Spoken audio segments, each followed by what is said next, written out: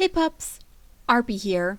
A Christmas Carol. It's a true Dickens classic, and one that very many of us know the whole song and dance to. With various movie adaptations from the book, there's been a plethora of Christmas Carol movies, made from various franchises, from the Muppets, to Looney Tunes, to All Dogs Go to Heaven, to Mickey Mouse, to even Barbie and various other movie adaptations that didn't even involve already well-known franchises, and just became their own movie, from live action to animation. But there's one movie adaptation that stands out more than all the rest, the Jim Carrey Christmas Carol. Now, don't get me wrong, the other versions of A Christmas Carol are good, but this one stands out more than all the rest for a lot of reasons. Keep in mind that these are my own opinions on the movie, so share yours in the comments below. That being said, let's get started.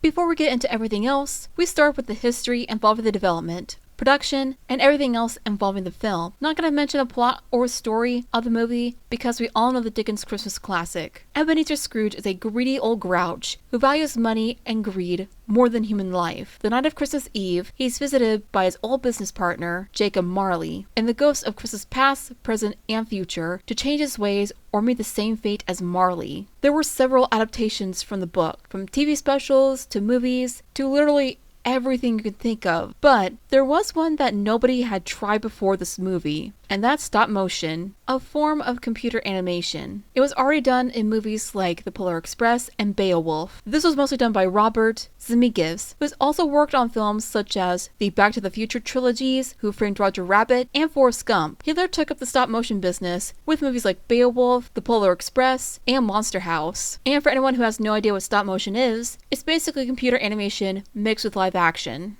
Around this time, Zemeckis fell in love with animated theater after making The Polar Express in 2004. He eventually decided to make his own adaptation of A Christmas Carol. After rereading the story, he took notice that the story itself was never reimagined the way Dickens wanted it to be, or would have at least. Sure, the live-action films involving famous actors like Patrick Swart and various other adaptations of the story were good, but Zemeckis decided to do it the way Dickens would have envisioned his book to be in the form of a film and animation. So, with help of famous actors such as Jim Carrey and various other actors traveling to Europe to obtain the right accents for English and Irish voices for the film, and with the added addition to Disney and Antar's partnerships, the film would begin production in May 2009 and finished just in time for its release on November 6 in the US, being released 3 days early in the UK. We already know the characters in this story, such as Scrooge, his nephew Fred, Bob Cratchit, and his family including Tiny Tim, the ghosts of Christmas past, present, and future, Jacob Marley, and various others as well. But let's focus more on the voice cast and character designs. Scrooge and the ghosts are voiced by none other than Jim Carrey himself, who's most well known for his comedy roles as Ace Ventura, The Grinch, The Mask, and even Horton the Elephant. He's even done Dr. Robotnik in the latest Sonic the Hedgehog movie, but he can also do serious roles like in this one. He plays the character of Scrooge really well, and the design of Scrooge seems to be on point with the story. A crotchety old man who only cares about greed and money.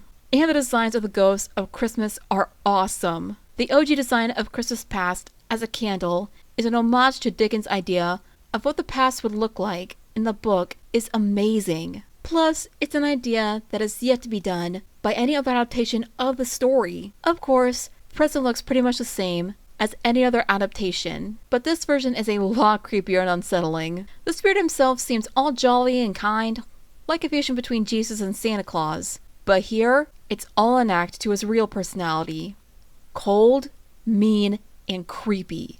Also, instead of teleporting like he does in every other adaptation, he makes the room into a different location via spinning around the room like a top. And the way he died was very unexpected. And finally, we have Future, or Christmas Yet to Come. This one was unique for a lot of reasons. In most depictions and adaptations of the story, he's just a creepy ghost who barely even speaks, let alone say a single word at all, wearing a cloak, and pretty much has a similar design to the Grim Reaper. But here, he's a shadow. More specifically, Scrooge's shadow. I swear, this ought to be a Sonic or Gengar reference. What can I say? I'm a video game / anime nerd. Still, it's a nice change to his classic ghost idea instead, being the shadow of Scrooge himself, And those eyes when he shows his face to Scrooge. This freaked me out internally, but I loved the concept.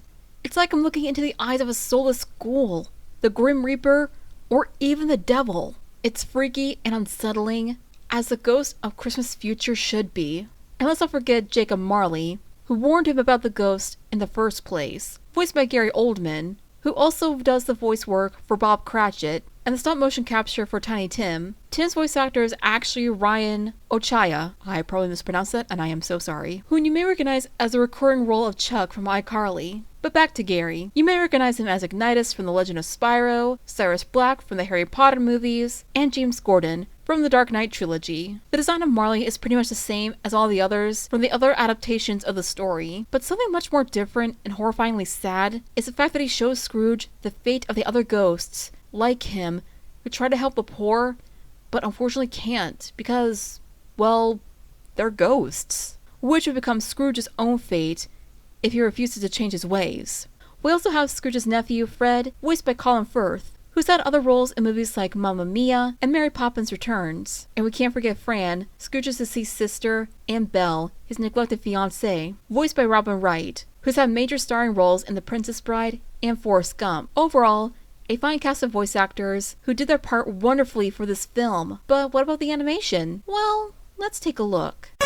Considering this was stop motion and was released in 3D of all things, this feels like you're actually in Victorian England. It makes it feel like you're flying around with the characters in one scene instead of watching them fly around. Plus, the stop motion of Zimmix has improved since Polar Express. Don't get me wrong, the stop motion from Polar Express was good, especially during the early to mid 2000s, but damn, that's incredible. Honestly, there's no nitpicks or anything negative I can really say about the animation. All of it is positive for the most part. Which leads me to my overall thoughts and opinions on the movie itself.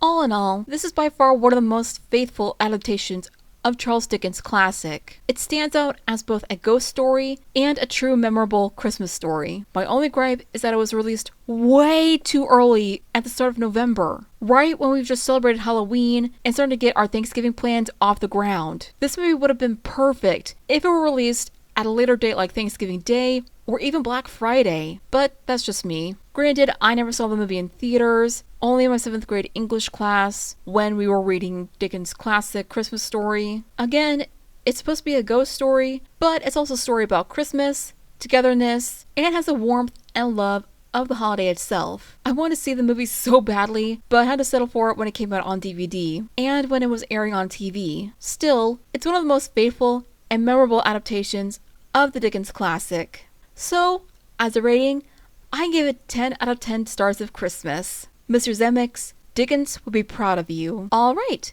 that being said, share your favorite adaptation of A Christmas Carol in the comments below, and I'll see you in the next one, pups. Cue the outro. RP is out. Peace!